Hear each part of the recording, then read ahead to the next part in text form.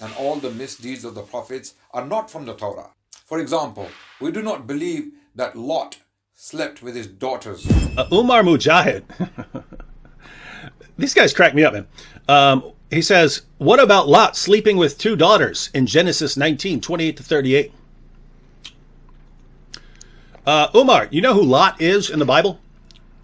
Oh, that guy. I have to go into that sometime. Yeah, we got to make videos on this because the objections are so stupid, right? Lot in the Quran is a prophet. So they go and they say, oh, look, Lot's not a prophet in the Bible. Lot's Abraham's nephew. And when Lot and Abraham split, Lot decided to go live in a city that was so corrupt and immoral, they would literally gang rape some travelers who would show up, right? They would literally gather outside and gang rape travelers who showed up. This is where Lot chose to raise his family, right? Then you have God raining down fire on Sodom and Gomorrah and things like that.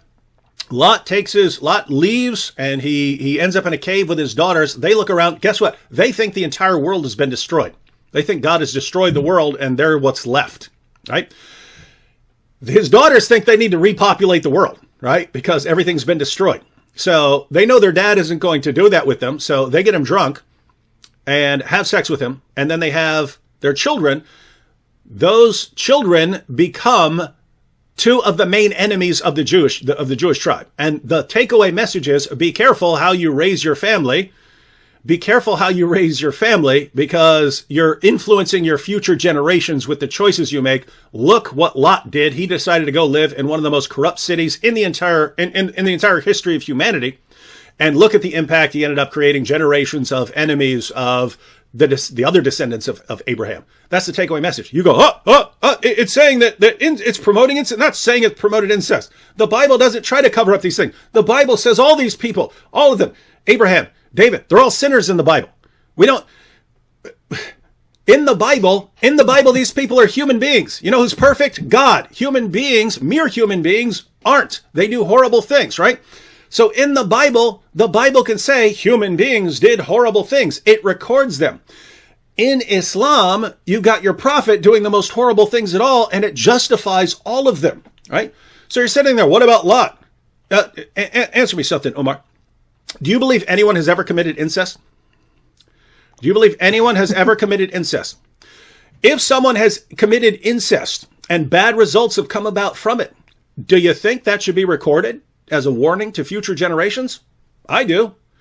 If you think it's okay and might be a good idea to put that down as a warning for future generations, why do you think God wouldn't record that? Why do you think that wouldn't be recorded? So is this a good objection? No, but in your mind, it's a slam dunk objection. Why? Because you have the reasoning ability of a 12-year-old permanently, even when you're 50. And I can't figure out why. I have my theories, though. All right. It's funny. The Bible has a lot of narratives about people who do things that are appropriate or that are messed up, and it just really tells messed up these things. Mm-hmm. Yeah, it just tells these things. It just tells it as it is.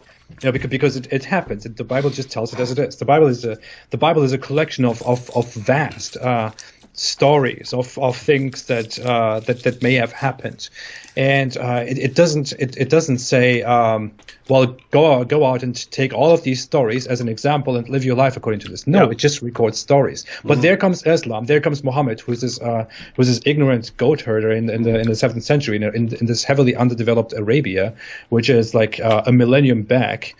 Compared to surrounding civilizations, and in that civilization, in that savage culture, this guy called Muhammad doesn't understand anything of those stories in the Bible at all, just adopts the names, turns all of them into prophets, claims that prophets are perfect people who need to be taken as examples, and then you end up looking at the Bible, seeing that this guy called Lot slept with his daughters, and then you think, wait. So what does it mean for me?